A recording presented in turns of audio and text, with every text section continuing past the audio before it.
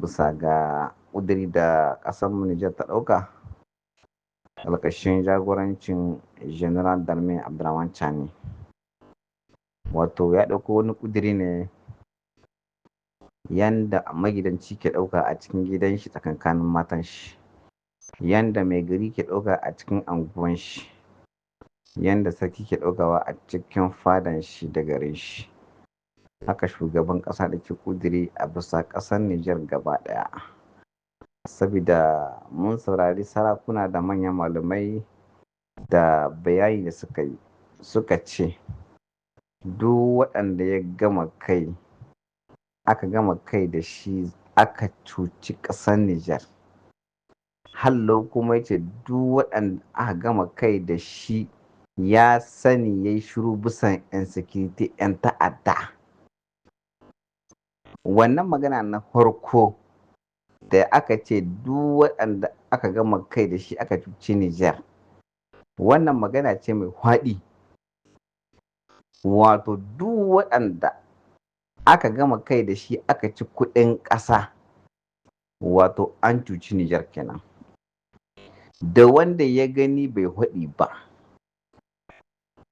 Allahu akbar. To yanzu fa kundinmu shine Alƙur'ani. Yanda shugaban ƙasa ke rantsuwa zai aiki bisa adalci, haka aka ratayawa kowa babba da yaro mace da namiji. Kenan cikin nan wanda ya detournament da wanda aka gama kai da shi aka yi detournament, wato cin amanar ƙasa, da wanda aka gama kai da shi aka yi son kai cikin concours da cikin selection da cikin recruitment, aka ɗauki wanda bai cancanta ba aka kai inda bai kamata a kai ba, an cuci ƙasa. Da wanda ya rage ma'auni ya cuci al'umma, wato aka koma baya, duka yana nihin zalunci na ƙasa da 'yan ƙasa. Waɗanda ba su gane ba su gane. Nan ba ana nihin ba ne waɗanda aka gama kai da su bisan harkar ta'addanci kaɗai. A'a, bayanin mai tsawo ne. To haka wannan abin da aka yi, wanda ya ɗauki wannan mataki ya yarda da kanshi ne, kuma yana so kowa ya bi doka, saboda wannan shine abu na ƙarshe da ya kamata a yi, tunda abin ya ƙi ci ya ƙi cinyewa ne. Kenan gare mu 'yan Nijar, idan kunne ya ji jiki ya tsira. Wanda ya ga dama ya je ya complicate shi, wanda ya ga dama ya cuci Nijar, dan tule ka an sa Alƙur'ani. Kenan kowa an mashi da baibai da tarnaƙi. Labal edan nokan muso ba muso ba, laya ta shiga. Hal ma wanda zai tafi lakwal a ƙarfe 9 alhalin 8 ake shiga, ya cuci Nijar. Ma'aikacin da bai je kan lokaci ba da gangam ya cuci Nijar. Wannan fa magana ce babba, don ama mutane fashin baki su sani. Kenan kaman azumi da kake yi ne kai da Ubangijinka, ka shiga ɗaki ka sha ruwa, kar ka sha ruwa, kai ka sani. Allah yana ganin ka, to wannan Alƙur'ani yana ganin kowa. Kenan le temps est un juge, lokaci juji ne, zai aje kowa inda ya cancanta ya zamana.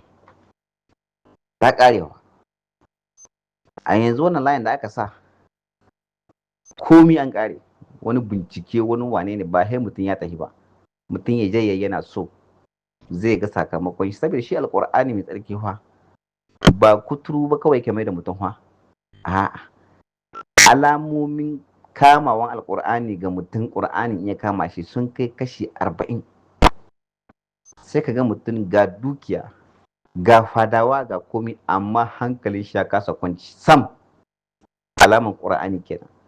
Sai ka gani mutum ga kyauta ga komi yana yi, amma ba a san shi. Ƙur'ani kenan. Kamawan Ƙur'ani yana da hanya daban-daban ga wanda suka san shi. Kenan mu da sunan Mars Africa International muna maraba da wanga abu da aka yi kuma muna goyon baya, muna fatan sauran ƙasashe na musulmai ma su bi haka.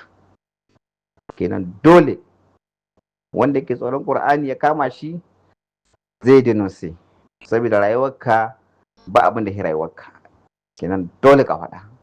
Je me rappelle a Difa da Boko Haram yawa Qur'ani a ƙasa, mutane suke ɗauko ɗiyansu da suka aihuwa suke kama su ce gashi wanga Boko Haram ne su bada shi paske an samu Qur'ani. To wannan abu ya yi kyau, kuma muna fatan mutane za su gane cewa Qur'ani baya wasa. Za ka ma Allah laihi ya ƙyale ka, amma Alƙur'ani baya wasa. Ba ka taɓa manzon Allah ka zauna, ba ka taɓa Qur'ani ka zauna. Qur'ani kuma ka shiga saboda mai ƙasa shi ya sa Alƙur'ani.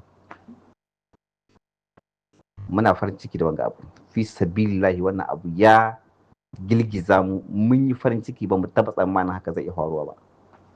Don haka masu kwamfulo, masu neman mulki ya zube, masu gama kai da 'yan ta'adda, masu neman murkushe ƙasar nan, gare ku ci gaba da yi, ku tsaida sanan gashi vu. Ƙasar nan ta mu ce ta mu duka, an so ba a so ba. General Darmi Abdurrahman Chani Allah ne ya kawo shi ba wani ba, wani ikon Allah ne. Duk wani juyi zai in ma me aka yi ya hau dai ikon Allah ne. Kenan babu wanda ya sai hudda shi a lokacin shi bai ba. Don haka fama ta sha'una illa an ya sha Allahu rabbul alamin. Haka nan ne, babu wani abu da ke faruwa sai Allah ya yarda. Muna fatan Allah ya bashi tsawon rai da lahiya, kuma yanda yake adalci Allah ƙara mai tausayi a zuciyar shi. Duk waɗanda suke bin Nijar da mugun nihi Allah karka ba su nasara. Duk waɗanda suke bin Nijar da mugun nihi Allah ka bayyana su. Duk masu neman ƙasar nan ta kihi Allah ka kifa su. Duk waɗanda suke jira su ga lokacin siyasa ya su zo su yi mundahana Allah karka ba su tsawon rai. In dukiya gare su Allah ka watsa dukiyarsu. Mars Afrique International, Usaini Malam Musa Ahmed, médaillé de la souveraineté Sarauniya Mangu. Muhimmancin shine yadda za mu yi mu tsare ƙasar mu, yadda za mu yi mu kokowa kal wani abu ya shigo ya samu ƙasar. Mun samu umarni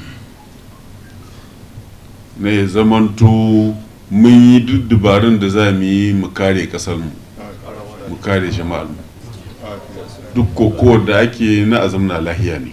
Hukuma da kanta ta diba ta gani dole sai an kawo zancen Qur'ani a ciki. Dukkan masallatai na Juma'a ko in ce hannun ratibi ma Qur'ani za a daga, wanda za a gama baki da shi a cuci ƙasa da wanda yake ya sani ya ɓoye a cuci ƙasa. Kowa da yake nan wakili jama'a ne, in ya je a masallacin shi abin da zai daga a yi na Juma'a da na ratibi kamar yadda na faɗi, a kudo Qur'ani a daga. Dukkan mutumin da yake zai ɓoye manafiki ko ya haɗa kai da manafiki a cuci ƙasa in yayi akan Alƙur'ani. Kun ji abin da na faɗi? To